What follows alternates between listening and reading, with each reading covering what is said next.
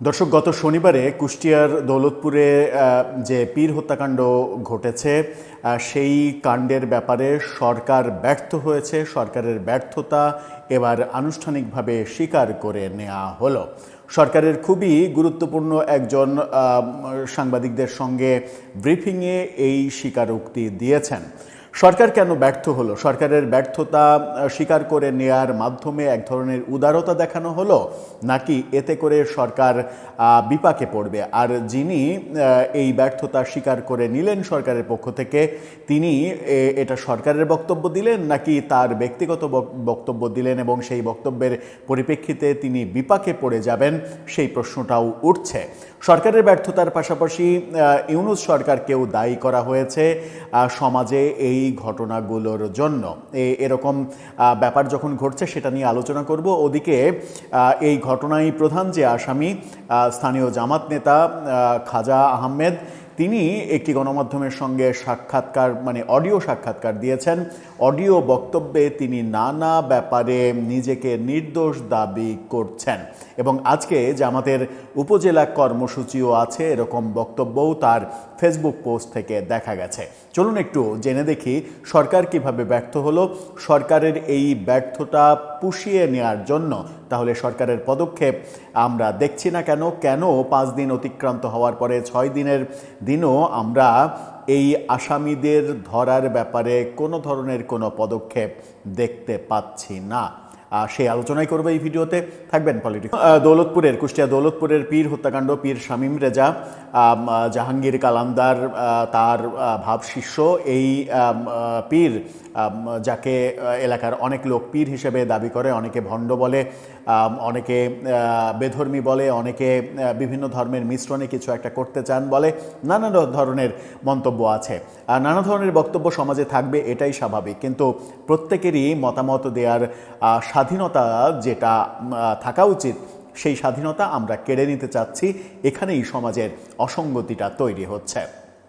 এই ব্যাপারে যে বক্তব্যটা এসেছে, প্রধানমন্ত্রীর তথ্য বিষয়ক উপদেষ্টা ডাক্তার জাহিদুর রহমান, তিনি সরকারের ব্যর্থতা স্বীকার করে নিয়েছেন। তিনি বলেছেন এই ঘটনা থামাতে, রোধ করতে সরকার ব্যর্থ হয়েছে। পাশাপাশি তিনি এটাও বলেছেন যে এই ব্যর্থতা একদিনে আসেনি, এটা মূলত অন্তর্বর্তীকালীন সরকারের আমলে মবকে প্রতিষ্ঠিত করা হয়েছে এবং সেই সরকারের সৃষ্ট সমস্যাটা এখন পর্যন্ত আমরা দূর করতে পারিনি। অর্থাৎ ডিরেক্ট এই ব্যর্থতা স্বীকার করে নিয়ে এর দায়ভার তিনি প্রফেসর ইউনূসের ওপরে চাপিয়েছেন, যেটার সঙ্গে আমরাও একমত যে এই ঘটনা আজকে সমাজে যেটা ঘটছে, প্রফেসর ইউনূসের আমলে শত শত হাজার হাজার যে ঘটনাগুলো ঘটেছে, শুধুমাত্র মাজার ভাঙার ঘটনাই অন্তত 250-র বেশি ঘটেছে, মাজার এবং আস্তানা সব মিলিয়ে। এমনকি মুক্তিযুদ্ধ যারা করেছেন, সেই মহান বীর মুক্তিযোদ্ধার কবর জ্বালিয়ে দেওয়া হয়েছে, মুক্তিযোদ্ধাদের যে বিশেষায়িত গোরস্থান, সেই গোরস্থানে আগুন ধরিয়ে দেওয়া হয়েছে প্রফেসর ইউনূসের আমলে, কিন্তু এর বিপরীতে কোনো ধরনের কোনো পদক্ষেপ নিতে দেখিনি। সেই কারণে আজকে এটা মহামারী আকার ধারণ যেটা করেছিল সেটা রোধ করা যাচ্ছে না, সরকার ব্যর্থ হচ্ছে।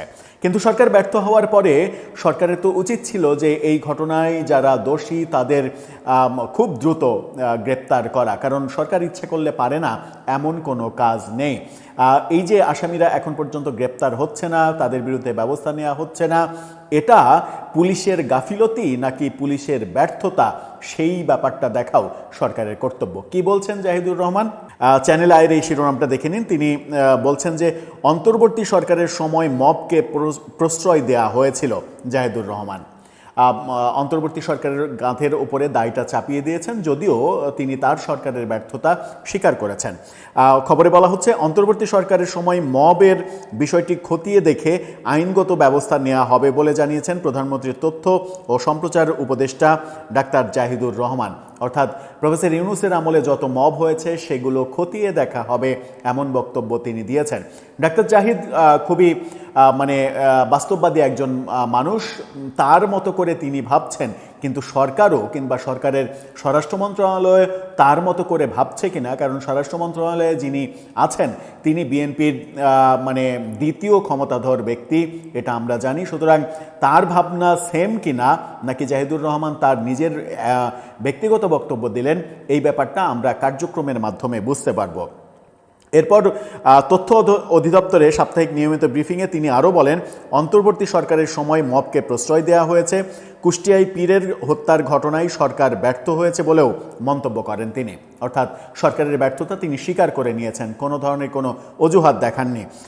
বলেছেন খুব লম্বা সময় জ্বালানিতে ভর্তুকি সহ অনেক কথা বলেছেন, যে জ্বালানিতে ভর্তুকি লম্বা সময় দেওয়া সম্ভব নয়, এই ব্যাপারগুলো বলেছেন। অর্থাৎ সরকারের ব্যর্থতা তিনি সরাসরি স্বীকার করে নিলেন, কোনো ধরনের অজুহাত না দেখিয়ে। আর এই ঘটনাগুলো ঘটছে, এর দায় প্রফেসর ইউনূসের উপরে চাপালেন। যখন তিনি এই দায়টা স্বীকার করে নিলেন, তখন পুলিশের ব্যর্থতা আমরা দেখছি, পুলিশের কার্যকারিতা আমরা দেখতে পাচ্ছি না। এমনকি ওই ঘটনা, যে পীরকে হত্যাকাণ্ড এবং তার আস্তানা জ্বালিয়ে দেয়া, ভাঙচুর করা, সেই সময় সেখানে সেই আস্তানায় পুলিশ উপস্থিত ছিল। পুলিশ উপস্থিত থেকে দাঁড়িয়ে দাঁড়িয়ে দেখেছে, পুলিশ তাদেরকে ঠেকানোর বিন্দুমাত্র চেষ্টা করেনি, এরকম ভিডিও সামাজিক যোগাযোগ মাধ্যমে ছড়িয়ে পড়েছে। এখন আসি যে এই ঘটনায় যারা আসামি মানে 1 নম্বর আসামি স্থানীয় জামাত নেতা খাজা আহমেদ, তিনি একটা গণমাধ্যমের সঙ্গে সাক্ষাৎকার মানে কথা বলেছেন, অডিও মানে ফোনে কথা বলেছেন তিনি। সেই ফোনে কথা বলার সময় তিনি দাবি করেছেন, এই ঘটনা যখন ঘটে তখন তিনি বাসায় জোহরের নামাজ পড়ছিলেন। নামাজ 4 রাকাত ফরজ নামাজ পড়ার পরে হঠাৎ করে বিছানায় থাকা ফোনটা বেজে ওঠে। ফোনটা নিয়ে তিনি মানে ওই ফোন রিসিভ করতে পারেননি। ফেসবুকে ঢুকেই দেখেন যে স্থানীয় একজন মানে ক্ষমতাসীন দলের নেতার একজন ভাতিজা নাকি সন্তান, রাসেল তার নাম, সে ফেসবুকে লাইভ করছে, জনতাকে নিয়ে ওখানে যাচ্ছে ভাঙার উদ্দেশ্যে। আমি বিভিন্ন জায়গায় ফোন করি, সার্কেল এসপিকে ফোন করে তাদেরকে বলি আমার এর সঙ্গে কোনো ধরনের সংশ্লিষ্টতা নেই। আমি তখন নিজের বাড়িতে নামাজ পড়ছিলাম, সাংবাদিকরা আমাকে সেখানে যাওয়ার কথা বলে। আমি বলেছি যে এর আগে পিছে আমি নেই, এই ব্যাপারগুলোকে আমি সমর্থন করি না। তিনি এটাও বলেছেন যে তিনি এবার আগামী ইউনিয়ন পরিষদ নির্বাচনে চেয়ারম্যান হিসেবে নির্বাচন করবেন জামাতের পক্ষ থেকে। এটা জামাত ঘোষণা করার পর থেকে অনেকের চক্ষুশূল হয়েছেন তিনি, তাকে পরাস্ত করার জন্যই এই ঘটনাগুলো ঘটানো হচ্ছে, এরকম নানা কথা তিনি এখন টেলিভিশনের সঙ্গে বক্তব্যে বলেছেন। কিন্তু তাকে কেন্দ্র করেই সমস্ত অভিযোগ। একটা কথা তিনি বলেননি, সেটা হচ্ছে যে ভিডিওতে যেটা দেখা গেছে যে রাজীব দফাদার যে এই ঘটনার নেতৃত্ব দিয়েছে এবং শামীমকে নিজে পিটিয়ে মেরেছে, ভিডিওতে দেখা গেছে, সেই রাজীব দফাদার এই মানে যিনি চেয়ারম্যান পদপ্রার্থী জামাতের নেতা, সেই খাজা, তার যে কর্মী, সেই ব্যাপারে এবং তার উপস্থিতি, সেই ব্যাপারে কোনো কথা বলেননি। তিনি বরং বলতে চেয়েছেন যে এখানে বিএনপি সহ বিভিন্ন দলের লোকজন গিয়েছে, আমি এর সঙ্গে জড়িত নই, এরকম কথা বলেছেন। এটাও বলেছেন যে আজকে উপজেলা জামাতের পক্ষ থেকে এই ব্যাপারে প্রতিবাদ সমাবেশ করা হবে, এটা বলেছেন। কিন্তু আমরা আরেক অভিযুক্ত দেখেছি যে উপজেলা খেলাফত মজলিসের নেতা, এই যে সব বিষয়ে চিৎকার করে করে যিনি কথা বলেন, মামুনুল হক, সেই মামুনুল হকের একজন এলাকার নেতা, দৌলতপুরের নেতা, তার সম্পৃক্ততা নিয়ে এখন পর্যন্ত খেলাফত মজলিসের কোনো বক্তব্য আমরা দেখিনি। সামাজিক যোগাযোগ মাধ্যমে অনেক লেখালেখি হচ্ছে, অনেক ফেসবুক আইডি যেগুলো এই ঘটনা ঘটিয়েছে, ইন্ধন দিয়েছে, জড়ো করেছে লোকজনকে, পত্রিকায় খবর এসেছে, সেই ফেসবুক আইডিগুলো থেকে এখনও এটার বিরুদ্ধে বিষোদ্গার করা হচ্ছে এবং এটা উচিত হয়েছে আলহামদুলিল্লাহ। এবং এটার পক্ষে মানে এটার বিপক্ষে যারা বলছে, যারা পীরের মানে মৃত্যুর জন্য হাই হাই করছে, তাদেরকে নানা ধরনের গালাগালি, হুমকি ধামকি এগুলোও তারা চালিয়ে যাচ্ছে। পুলিশ এখন পর্যন্ত মানে মজার ব্যাপার হচ্ছে যে কিছুদিন আগে আপনারা এই ঘটনাটা দেখেছিলেন না যে সচিবালয়ে কোনো একজন কর্মকর্তা তার ছেলে কিডন্যাপ হয়েছে এই জন্য এক জায়গায় দাঁড়িয়ে কান্নাকাটি করছেন, প্রধানমন্ত্রী ওই পথে যেতে লেগে দেখলেন যে তিনি কাঁদছেন, তাকে কাছে ডেকে জিজ্ঞাসা করলেন কি হয়েছে। জানলেন যখন ছেলে কিডন্যাপ হয়েছে তখন রমনা জোনের ডিসি মাসুদকে ফোন করলেন প্রধানমন্ত্রী, 1 ঘন্টার মধ্যে কিডন্যাপ হওয়া সন্তানকে উদ্ধার করলো পুলিশ। 1 ঘন্টার মধ্যে কিডন্যাপ হওয়া সন্তানকে ঢাকা শহর থেকে যদি উদ্ধার করতে পারে পুলিশ, তাহলে গত 6 দিনে এই ঘটনা যারা ঘটিয়েছে, যার ভিডিও ফুটেজ আছে, ফেসবুকের প্রমাণ আছে এবং সমস্ত তথ্য প্রমাণ পুলিশের কাছে আছে থাকা সত্ত্বেও একজন আসামিকেও গ্রেপ্তার করতে পারেনি পুলিশ। এটা কি সরকারের ব্যর্থতা? ডাক্তার জাহিদুর রহমান বলার পরের স্টেপ হওয়ার কথা। সরকার যদি এটা ঠেকাতে ব্যর্থ হয় মনেই করে, তাহলে তারপরে তো পুলিশের মানে সেই রাতেই তো সবাইকে গ্রেপ্তার করার প্রয়োজন ছিল, উচিত ছিল পুলিশের এই ঘটনার পরিপ্রেক্ষিতে। নাকি সরকারও একটু অপেক্ষা করছে যে ঘটনাটা কদিন গেলে এটা তামাটে হয়ে যাবে, এটা নিয়ে আর কেউ কোনো কথা বলবে না, এটা মানে চলে যাবে ডাস্টবিনে গেলে রিসাইকেল বিন থেকে আবার ক্লিন করে দিলে এই ঘটনা আর কারো মনে থাকবে না, এটা নিয়ে আর কোনো কথা হবে না। যেটা প্রফেসর ইউনূসের আমলে হয়েছে, কোনো ঘটনারই কোনো বিচার হয়নি।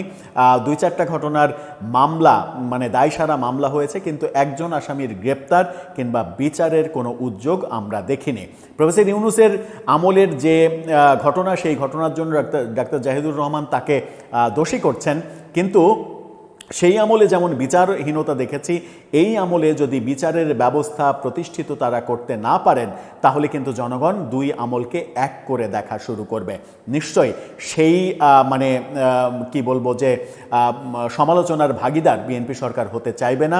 পুলিশের গাফিলতি থাকলে স্থানীয় ওসি, জেলার এসপি তাদেরকে কৈফিয়তের আন্ডারে আনতে হবে, প্রয়োজনে তাদেরকে সেখান থেকে সরিয়ে দিতে হবে, একেবারে সেন্ট্রালি ভূমিকা নিতে হবে, এদেরকে গ্রেপ্তার করতে হবে।